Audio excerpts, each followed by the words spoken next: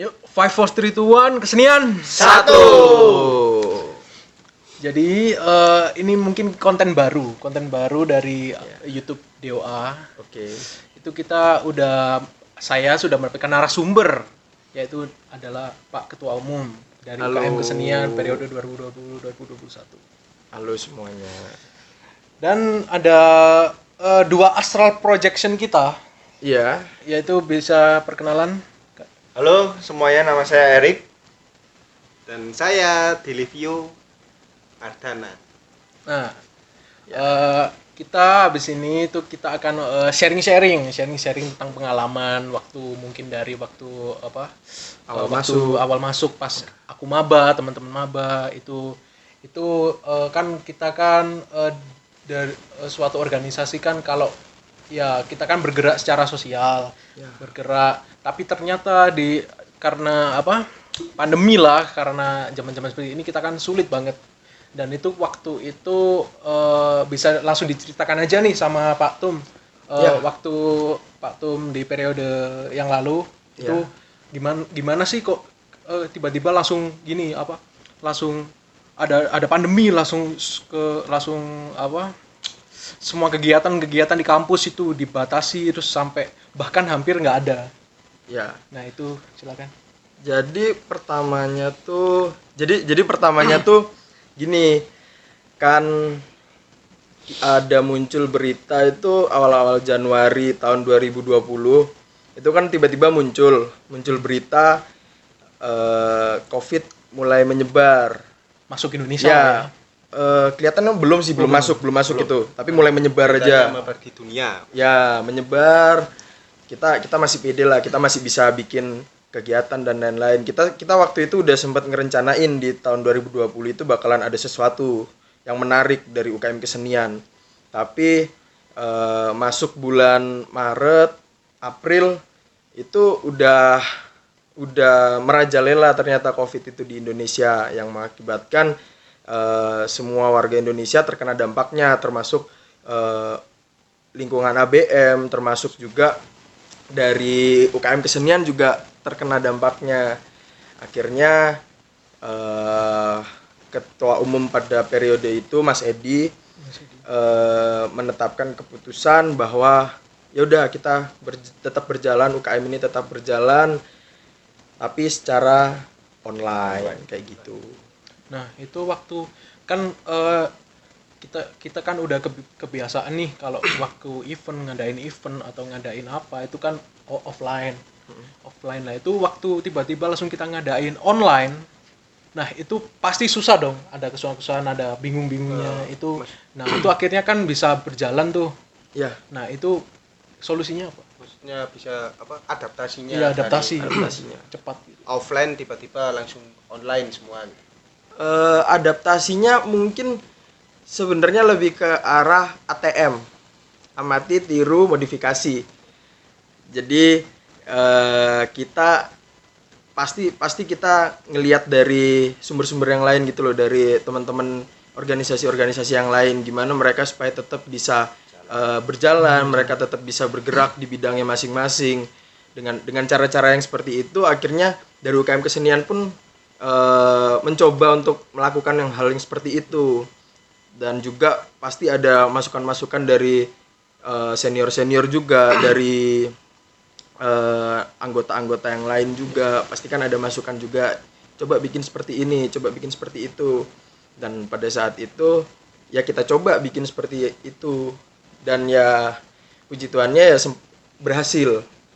Bisa dibilang berhasil dalam beberapa hal yang sudah pernah kita coba itu. Tapi kalau itu awal-awal pandemi itu masalah terbesarnya apa, Kak? Maksudnya tuh dari offline langsung ke online itu loh, yang mengganggu itu, kendalanya itu kira-kira seperti apa gitu?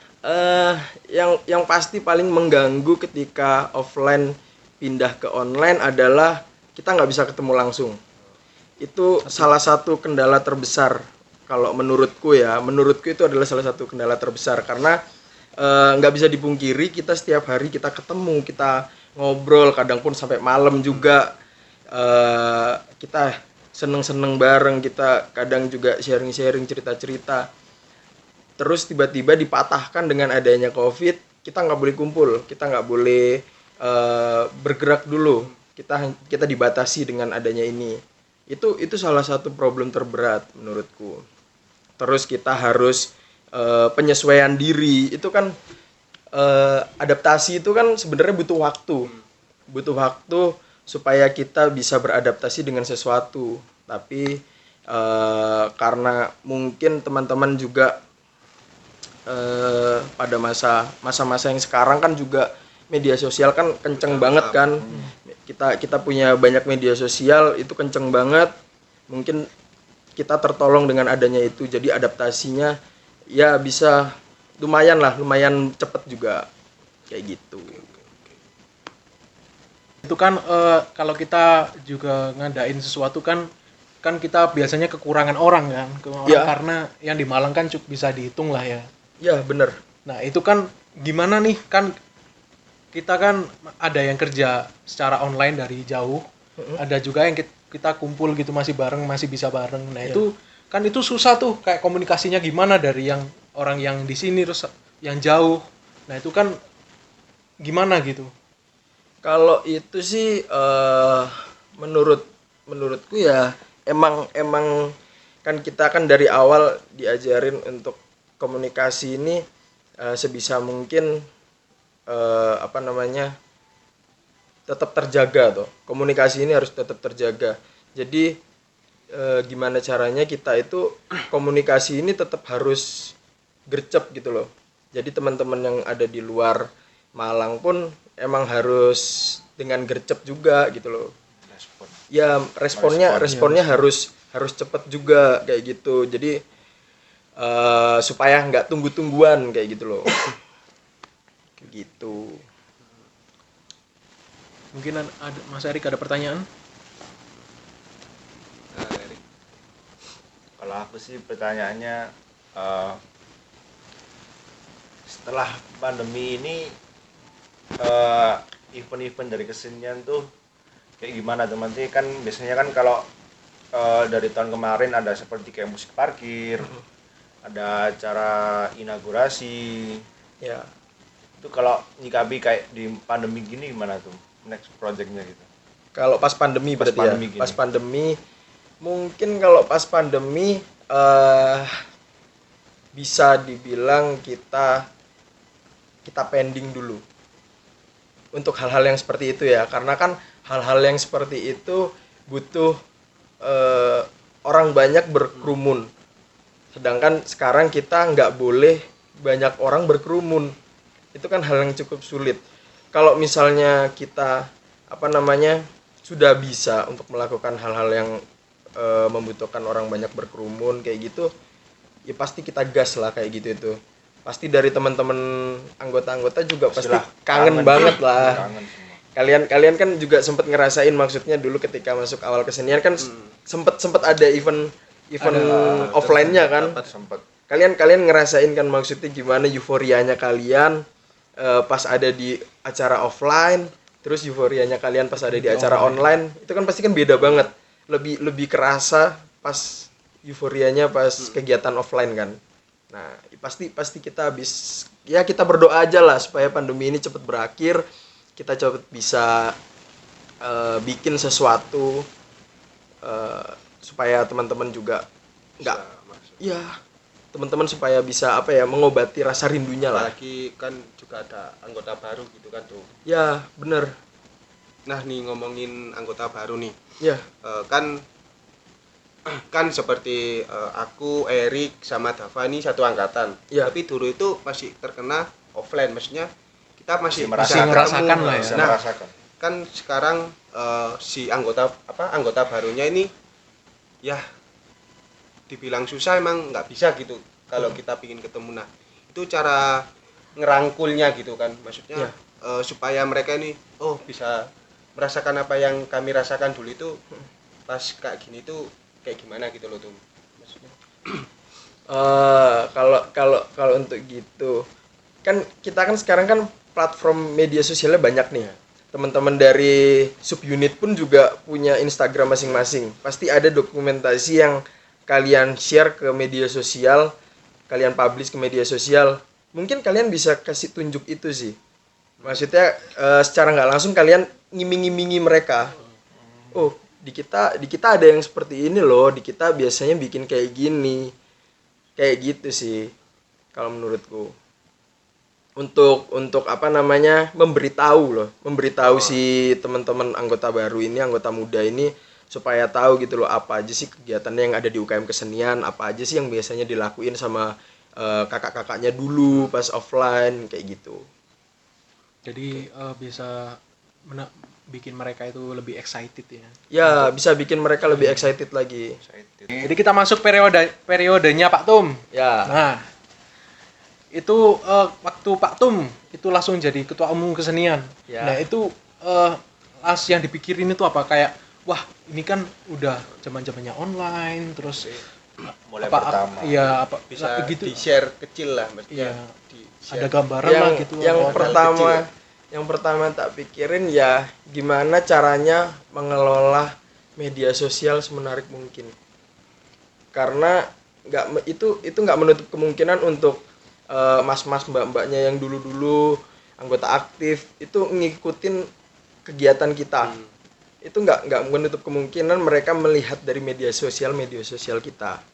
Jadi yang pertama aku pikirin gimana caranya supaya kita tetap bisa jalan, gimana caranya media sosial ini menarik ya. Jadi salah satunya juga ya podcast ini gitu loh. Maksudnya ini kan merupakan hal baru, tapi di dalam sini kita juga bisa cerita, kita bisa kasih tahu sesuatu ke teman-teman, kita bisa Kasih wawasan. iya kasih wawasan juga kayak gitu sih. Ya, Lebih mungkin tepatnya. lah di podcast ini konsepnya beda. Ini online, kalau offline tuh ketemu. Iya. Bedanya cuma gitu doang. Iya, bedanya cuman kayak gitu sih sebenarnya. Oke. Gini. Kan dari tadi kan nih tanya aku terus nih. Gantian lah aku yang tanya sekarang. Gimana? Maksudnya kan kalian juga pernah merasakan setengah offline, setengah online gitu kan. Gimana kalau menurut Sopo? Vio, gimana yo? Menurut silakan. ketika offline terus harus online. Lah apa namanya? Dari aku sendiri gitu. Mungkin lah dari aku sendiri tuh penyesuaian sih tuh. Maksudnya penyesuaiannya itu kayak ada beberapa feel-nya itu nggak dapat di beberapa mungkin event ataupun hal kecil seperti rapat, itu ada beberapa feel-nya yang nggak dapat, soalnya ya kita dari virtual Ya. terus Euforianya beda iya, ya? euforianya beda, terus sama mungkin itu sih Yang biasanya kalau kita rapat itu terus sama rasa males tuh tambah tinggi gitu sih menurutku Karena online. Nah gitu, soalnya kita juga di rumah gitu kan. Terus seperti kayak sering nunda-nunda sih, lebih kayak gitu. berarti Yang jarang belajar ya berarti ya. Iya Kan. Tadi dia bilang kan maksudnya jadi mungkin malas. banyak Jadi yang kayak ngerasakan ke aku Iya. gini sekarang, pasti banyak tuh. Maksudnya itu banyak orang-orang yang nyepelin gitu tuh. Maksudnya, Oh iya. nanti Jadi menggampangkan ya soalnya. lebih Apa-apa lewat online. Misalnya dia rapat udahlah nanti aja sambil di jalan lah gitu. Jalan. Nah, itu contoh-contohnya contohnya kayak gitu ya mungkin di ya. jalan mungkin memilih yang instan, lebih instan. Maksudnya kan benar. Jadi maksudnya kayak kalau kita waktu offline itu kita kan langsung fokus, Iya. kita fokus rapat. Dapat Tapi kan feel-nya kalau gitu. kita online, kita kan masih kan aku bisa rapat sambil main atau sambil apa, sambil mungkin sambil gitu ya. tiduran, sambil ngopi juga bisa kan. malah takutnya malah gitu nggak jadi pendengar yang baik jadinya. Benar. Mungkin yang kurasain ya, yang kualamin kayak gitu tuh. Kayak gitu ya. Kalau Erik gimana Rik? Apa nih Rik yang dirasain? Kalau aku sendiri sih masih ngerasainnya ya mungkin sama kayak seperti video, kayak adaptasi. Dari pertama offline kita bisa kumpul bareng, bikin acara, meskipun waktu zamannya aku sama Vio acara Sama Dava juga sama Dava juga acaranya cuma beberapa doang masih mengikuti. Itu pun offline tuh suasananya beda sama online. Ke online kayak kemarin kan online kita udah ngelakuin kayak acara musik party. Ya. Jadi kan maksudnya feel-nya gitu, kita feel-nya bikin acara pun kurang dapat gitu kalau nggak offline. Kita nggak tatap muka langsung, maksudnya nggak bisa seru-seruan bareng. Mungkin yang seru lebih ke panitianya ya, soalnya kan panitia yang kumpul kan. Iya. Itu pun juga iya. Nggak semua. Nggak bisa semua. Nggak bisa Harus sesuai protokol. Ya. Kalau ingin membuat acara-acara susahnya di situ. Misalnya situ mungkin ya kedepannya semoga pandemi ini bisa berlalu lah. Ya, Ini amin, semua lah. bisa kumpul-kumpul sama anggota-anggota yang lain, anggota aktif yang lain, anggota baru. Bisa bikin event-event kayak tahun-tahun kemarin. Amin. Amin. Kalau Dava gimana, Fa? Kalau aku sih ya sebagian besar sama teman-temanku ini. Kan emang kita kan waktu angkatanku maba Ya. itu kan kita kepanitiaan tuh masih di SNAT aja lah, terus kita masuk LPJ itu kan udah masuk online. Nah itu mungkin dari aku mungkin ilmu kepanitiaan waktu offline itu kurang tuh. Nah jadi itu kita tiba-tiba kita langsung belajar hal baru. Kita belajar hal baru itu langsung online. Ya. Nah mungkin itu aku miss-nya itu dari kayak ilmu waktu offline gitu kan, karena kita kan taunya yang online yang kita jalani. Nah itu sih Yang pernah dijalanin sama kakak-kakaknya juga kan. iya. Seperti itu ya. Mungkin aku pingin nambahin dikit sih tuh. Ya, gimana tuh? Tapi lah menurut saya mungkin kalian online ini nggak semuanya buruk gitu, nggak semuanya hasilnya negatif. Ya. Ada hal-hal positif yang bisa kita dapat gitu loh.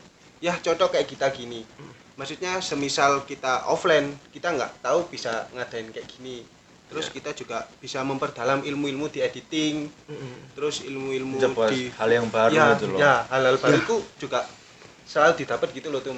Ya, benar. Dan online pun juga nggak membatasi, kita bisa buat karya juga. Ya, Bukan menghalang juga buat kita bisa buat karya. Iya. Jujur sih sebenarnya ada enaknya ada enggaknya. Ya, Ada enaknya ada enggaknya. Plus Ya, minusnya plus lah, minus plus ada plus minusnya. Mungkin minusnya tadi yang harus adaptasi, jadi tambah males kayak gitu-gitu kan. Tapi positifnya juga sebenarnya kalau kita lihat juga banyak gitu loh. Maksudnya Kita belajar hal baru. Iya, kita belajar hal barunya itu bisa dibilang cukup banyak. Cukup Dan- banyak. Dan kebanyakan orang sekarang pun juga kebanyakan mengandalkan media sosial. Ya, Jadi kayak kita itu lebih memanfaatkan media sosial secara penuh, secara ya itulah penuh gitu waktu sekarang. Karena ya gimana lagi, kita kan zaman-zaman online. Zaman-zamannya milenial online. kita sebenarnya dengan kayak gini juga ya mempermudah juga, bisa dibilang mempermudah. Tapi ya mau gimana lagi, kita sekarang bisanya seperti ini. Ya, gitu. Tapi ini kan bukan menghalangi kita, cuman kitanya aja yang harus lebih mengeksplor lagi sebenarnya. Terus hal yang yang paling bisa didapat nih mungkin buat buat selanjutnya tuh kan yang kami tahu itu yang kemarin ya semua itu offline, terus toh kedepannya mungkin kita bisa diselingi gitu, mungkin ada acara yang dibuat online, ada yang dibuat offline juga, maksudnya hal-hal baru ini bisa ditaruh di situ gitu loh tuh, di buat selanjutnya gitu. Jadi ilmu-ilmunya masih bisa dibagi. Ya, benar. Terus itu sih aku ada pertanyaan buat Erik ya. Kan Erik kan sekarang humas toh, CU humas pengurus. Nah itu kan waktu zaman-zaman online gini kan, itu kalian itu kan pasti nyebar relasi atau mencari relasi baru. Nah itu kan online gini itu pasti ada pantangannya dan mungkin Mas Erik ini bisa ngatasi. Nah itu mungkin bisa diceritakan waktu menjadi humas ini di masa-masa pandemi. Kalau selama ini aku menjabat jadi humas kayak di masa pandemi kayak gini emang agak susah, maksudnya buat cari relasi pun pertama juga aku sendiri belum pernah, baru pertama kali ngerasain jadi pengurus posisi pandemi kayak gini. Cuman aku mikirnya kalau misalnya kayak aku kayak gini terus, maksudnya nurutin kayak pandemi kayak gini terus, ya kita gak bakal jalan gitu loh. Ya mungkin aku sama partnerku bisa mengatasi mungkin kayak kita nyari-nyari relasi di media sosial, kayak kan juga di organisasi kampus lain kan juga banyak punya media sosial. Ya mungkin dari situ kita bisa sih kayak semisal nge-DM lah, kayak Nge-reach lah ya. nge-reach sama dia, dalam arti kayak Emang tahu nge-reach apa? pernah dong. Nge-reach apa Apa emang? artinya? Terus kan mencari. Nge-reach. Search, itu search. Hah? Apa? Search. Search. Tahu Nge-reach ya? apa emang nge-reach? Reach. Nge-reach apa aja? Nggak tahu, Cok. Lanjut. Gimana? Nggak tahu lah nge-reach-nya apa kata-kata. Bisa tanya-tanya kabarnya ke teman-teman UKM lain ya, lewat media sosial berarti ya. Sosial. Pantangan terbesarnya jadi humas, tantangan terbesarnya ketika online apa? Ya itu sih mati Nggak bisa itu minum Kan, segelas bareng. Nih. bukan sih, bukan Nggak bisa diputar bareng. Air putih, Ri. Air putih. nggak bisa kayak berkunjung lah, maksudnya ke Oh, kampus-kampus lain kita berkunjung. main-main sama anak-anak Main-main, kampus lain. cuma main-main doang. Main-main toh. Main-main. Nggak muter. Ya main-main, sharing-sharing, Oh iya, muter, nggak muter. Muter apa? muter badan. Dan balik kita Iya, pulang. kalau pulang ya, kalau pulang muter badan Iya. kita. Balik kanan ya. Ya mungkin itu pantangannya itu, sebenarnya kita nggak bisa kayak Ketemu bareng lagi ya. Main-main ke kampus lain. Ya itu sih kalau pantangan besarku. Kalau Vio apa yuk? Kan Erik kan dari yang perwakilan sub bidangnya. Kalau Vio-nya dari sub unitnya. Mungkin mewakili teman-teman CU dan wakil CU sub unit yang lain. Gimana?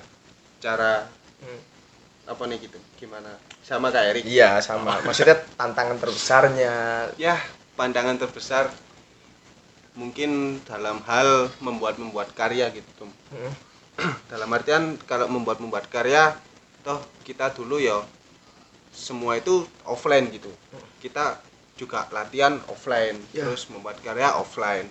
Terus sekarang dengan adanya pandemi, mau nggak mau kita harus melalui virtual, melalui online. Terus kita dalam latihan pun harus melalui online, apalagi kalau banyak yang nggak di Malang, itu malah melalui online. Mungkin kendala terbesarnya itu ke apa namanya itu membuat suatu karya, project. membuat projectnya itu nge-up apa namanya anggota sama kitanya sendiri gitu loh. Mungkin karyanya itu sudah dibahas yang di awal tadi ya, kita melalui virtual, maksudnya di editing, terus ilmu editingnya itu harus lebih gitu di situ karyanya. Mungkin kalau aku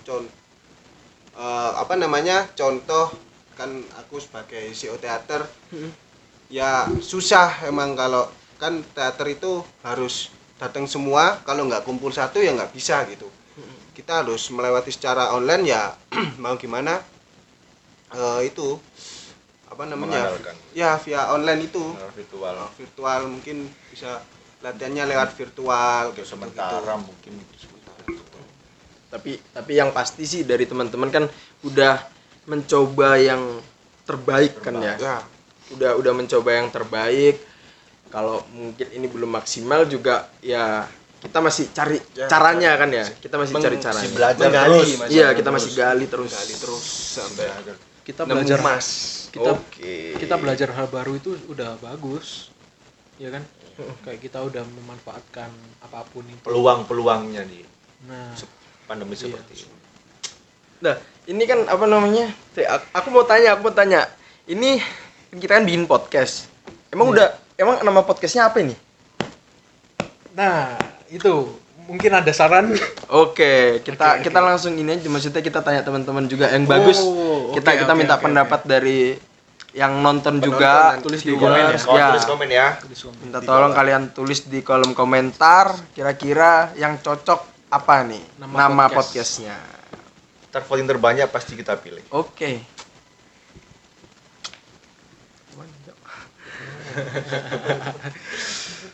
Ya udah, mungkin segini dulu podcast kita. Nah, itu mungkin kita next time kita akan bikin podcast lagi, dan mungkin kita menghadirkan narasumber yang baru, yang lebih nggak fresh. kalah seru. Nah, nggak kalah seru, Yang yang lucu lebih juga. fresh. Itu kalian stay tune aja di YouTube DOA. Jangan lupa subscribe, tekan tombol loncengnya, Jangan lupa komen di Like, bawah sini. comment, dan komen, like, and share. and share. Ya, jangan lupa share ke teman-teman kalian. Jangan lupa juga kalian like ya. Semoga bermanfaat. Ya. Oke, bye-bye terima semuanya. kasih. Mak. Kesenian satu. Satu.